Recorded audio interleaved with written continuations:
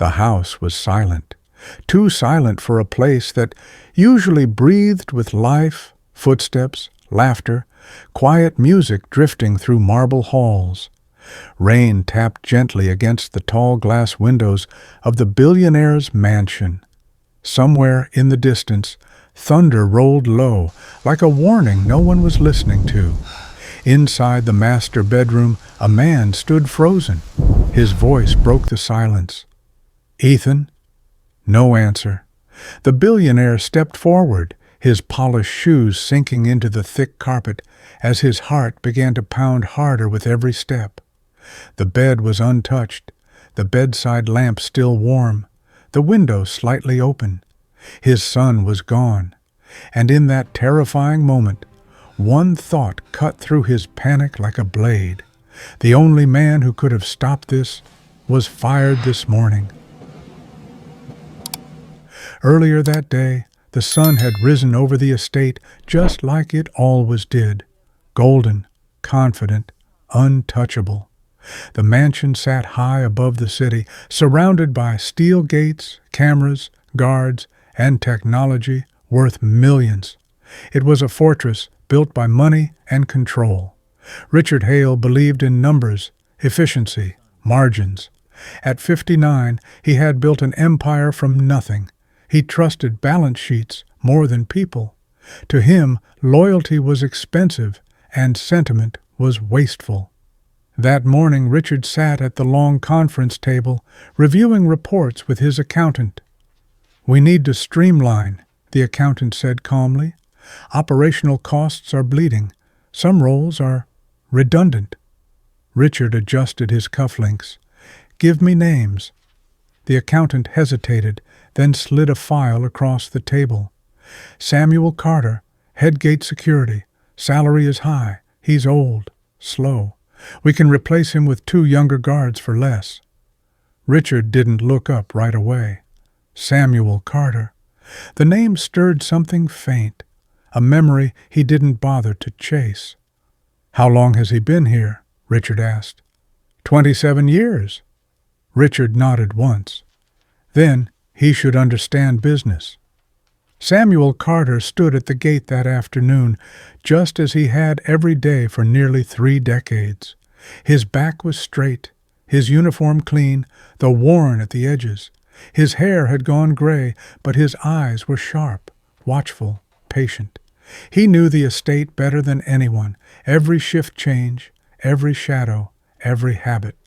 More importantly, he knew the boy. Ethan. The billionaire's son was 9 years old, quiet, thoughtful, the kind of child who noticed things adults missed.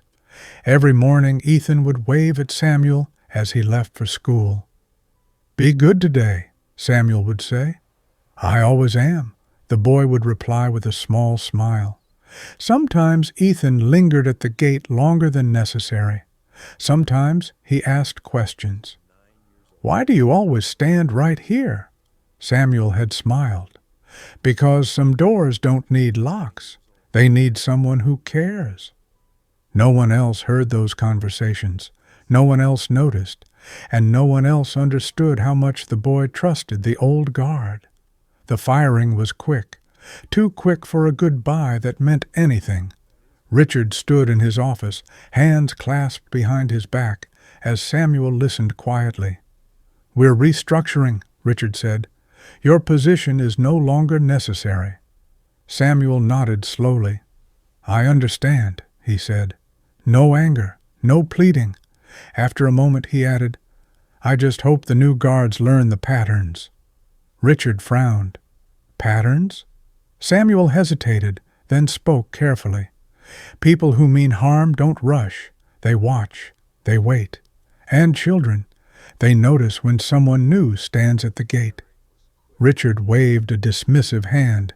"Security is covered. Technology doesn't age, Mr. Carter." Samuel looked at him then, really looked at him.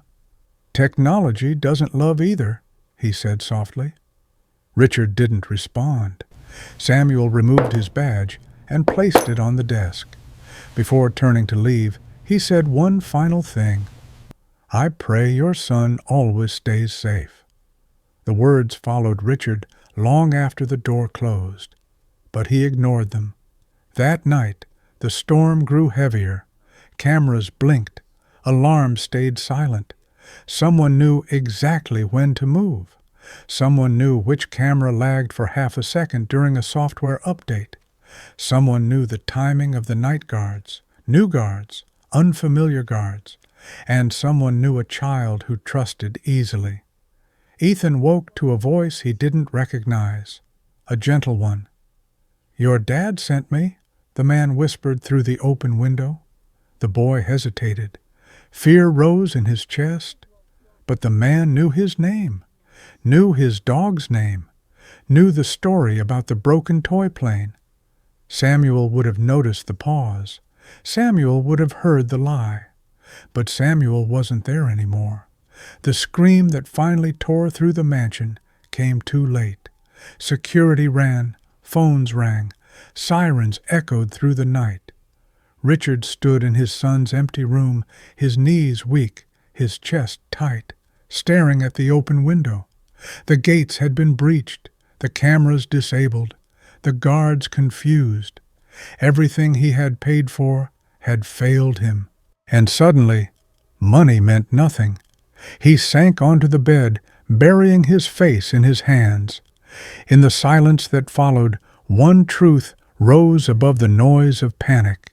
He had fired the one man who never slept on duty, the one man who knew when something felt wrong, the one man who guarded not just the gate, but the child. Outside, somewhere far from the lights and sirens, Samuel Carter watched the same news flash across a small television in his modest living room. He closed his eyes and whispered a prayer, because this time a child was missing, and the night was not over yet. The city woke to flashing headlines. Billionaire's son abducted from fortified estate. Police cars surrounded the mansion. Men in dark suits spoke in hushed voices. Phones rang non-stop. Screens lit up with maps, feeds, and numbers. Richard Hale stood in the middle of it all, unmoving. His world, once ruled by certainty, was collapsing. "Sir, we've reviewed the footage," a security consultant said carefully. "The intruders knew the blind spots. They timed the system reboot. This wasn't random." Richard's jaw tightened. "Find my son. We're doing everything we can." But everything felt like nothing. Money brought experts. Power brought pressure. Influence brought promises. None of it brought Ethan home. Hours passed. Then a day. The kidnappers hadn't called. No ransom. No demands. That silence terrified Richard more than any threat could have. He sat alone in his office as the storm outside faded into gray morning light. His hand shook for the first time in years. He stared at the desk, at the empty space where a badge had rested that morning. Samuel Carter, the old guard, the man he had dismissed like an outdated expense. Richard remembered the words he had ignored. People who mean harm don't rush. They watch. They wait. His breath caught. "How could I have been so blind?" he whispered. Across town, in a small rented room above a corner store, Samuel Carter sat with the television muted. He didn't need sound to understand the images, the mansion gates, the flashing lights, the boy's photograph. Ethan. Samuel leaned forward, elbows on his knees, his hands clasped tightly. "They studied the estate," he murmured. "Not the systems, the people." He thought back. New guards rotating too fast, unfamiliar faces at the gate, a delivery truck idling 1 second too long weeks ago. Details no one else noticed, details he would have caught. Samuel closed his eyes. He saw his own son's face, lost, gone, a pain that never truly healed. "I won't let this happen again," he said quietly. Back at the mansion, Tension boiled into desperation. Police commanders argued strategy. Consultants suggested surveillance sweeps. Lawyers discussed liability. Richard heard none of it. He stood up suddenly. "I need to see Samuel Carter." The room fell silent. One officer frowned. "The former guard?" "Yes," Richard said, his voice tight. "Now." Richard drove himself. No escort, no driver. The city felt different without tinted windows between him and the world. Samuel's building was old, narrow stairs, flickering lights. Richard hesitated before knocking. For the first time in decades, he felt small. The door opened. Samuel stood there, calm, steady, wearing a simple shirt and worn trousers. Their eyes met. No anger, no satisfaction, only sorrow. "My son is missing," Richard said, the words breaking him open. "And I need your help." Samuel studied him for a long moment, then stepped aside. "Come in." The room was modest, clean, a single framed photo on the wall, a young boy smiling beside Samuel. "My son," Samuel said softly, noticing Richard's gaze. "He was taken from me years ago. Different reasons, same pain." Richard swallowed hard. "I was wrong," he said, "about you, about everything." Samuel sat down slowly. "Why are you here, Mr. Hale?" "Because everything I trusted failed," Richard replied. "And the one thing I dismissed was you." Samuel's eyes softened, not with pride, but with understanding. "I don't help because you're rich," he said quietly. "I help because a child is waiting." Samuel leaned forward. "Tell me," he said, "did the kidnappers ask for money?" "No." Samuel nodded. "Then this isn't about money." He stood and began pacing, thinking aloud. They watched the child, learned his habits. Someone spoke to him before, gained trust. Richard's chest tightened. Samuel continued. "They moved during a system update. That's not coincidence. That's patience." He stopped. "There's an old service road behind the East Ridge," Samuel said. "No cameras, no traffic after midnight. It leads to abandoned warehouses by the river." One of the officers blinked. "How do you know that?" Samuel looked at him. "Because I walked it every week, in the rain, in the dark, because children matter more than convenience." Silence filled the room. Then movement. "Get units there," the commander ordered. "Now." The drive to the river felt endless. Richard sat beside Samuel in the back seat of a police vehicle. His voice shook. "If we find him, I don't deserve forgiveness." Samuel looked ahead. "Redemption doesn't start with deserving, it starts with truth." Sirens faded as they neared the warehouses. Dark shapes loomed against the fog. Samuel raised a hand. "Stop here." The officers hesitated. Samuel closed his eyes for a brief moment, then pointed. "Second building, south entrance, light flicker, someone's inside." "How can you be sure?" an officer whispered. Samuel opened his eyes. "Because fear leaves patterns," he said, "and so does hope." They moved in. Inside, the air was cold. The building smelled of oil and dust. Then, a sound, a small, shaking voice. "Mr. Carter?" Samuel's heart nearly stopped. He stepped forward. "It's me, Ethan," he called softly. "You're not alone." The boy emerged from the shadows, trembling, tears streaking his face. Samuel knelt and opened his arms. Ethan ran into them. Richard collapsed to his knees behind them, sobbing. "My son," he whispered. "My son." But it wasn't over yet. Footsteps echoed, voices shouted. Samuel rose, placing himself between the child and danger. His voice was calm. "Enough," he said. "This ends now." The footsteps stopped. A single bulb flickered above the warehouse floor, casting long, trembling shadows. The men who had taken Ethan froze when they saw Samuel Carter standing between them and the child. Samuel did not raise his voice. He did not threaten. He simply stood there, old, calm, unmoving. "This doesn't end the way you think," Samuel said quietly. One of the men scoffed. "Move aside, old man." Samuel didn't move. Instead, he looked at them the way a father looks at boys who are lost. "You didn't take him for money?" Samuel said. "If you did, you'd have called already. You took him because you were angry, because you wanted someone powerful to feel small." The men exchanged glances. Richard felt his heart stop. Samuel was right.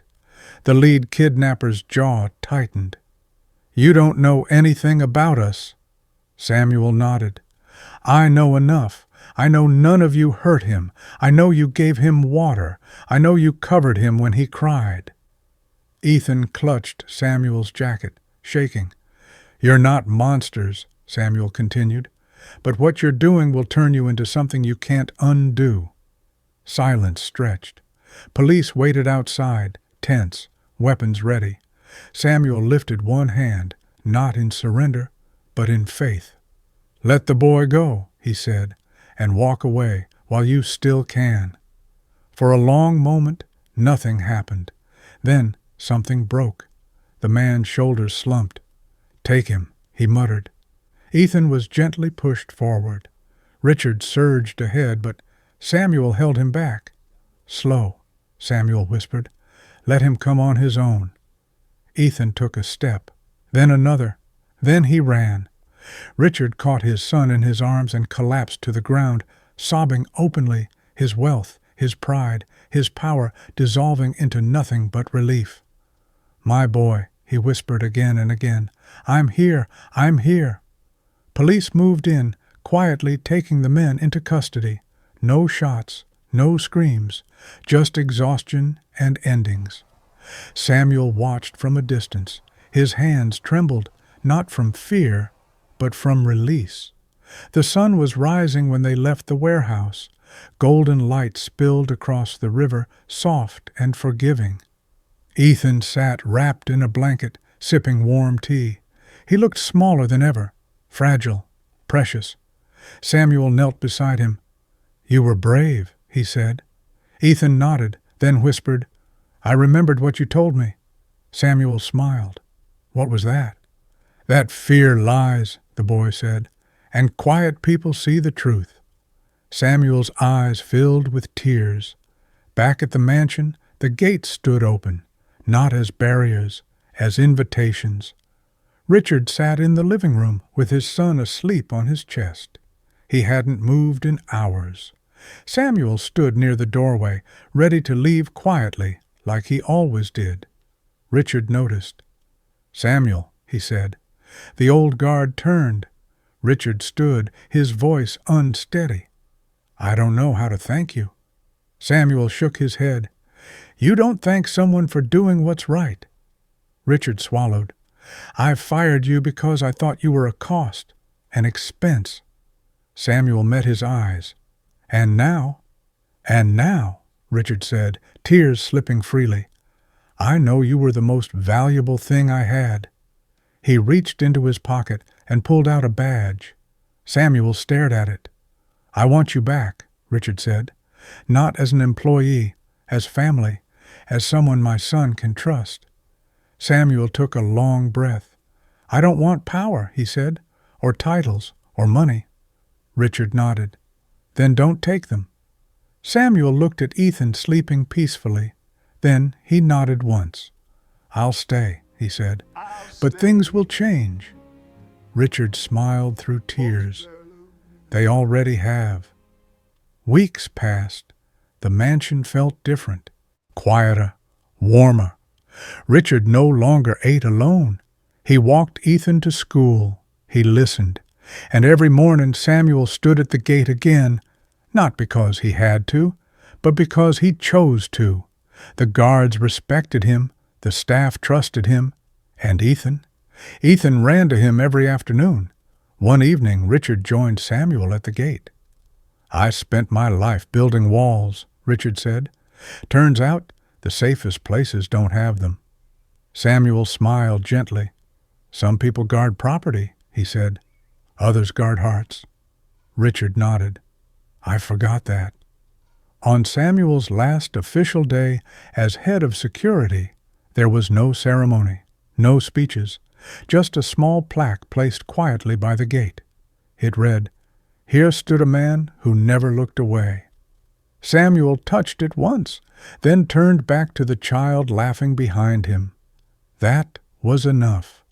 And years later, when Ethan grew into a man of quiet strength and deep compassion, he would tell this story often, not about the kidnapping, not about the fear, but about the lesson that the man his father once fired was the man who taught him what safety really meant. Because in the end, the people we discard are often the ones who save us.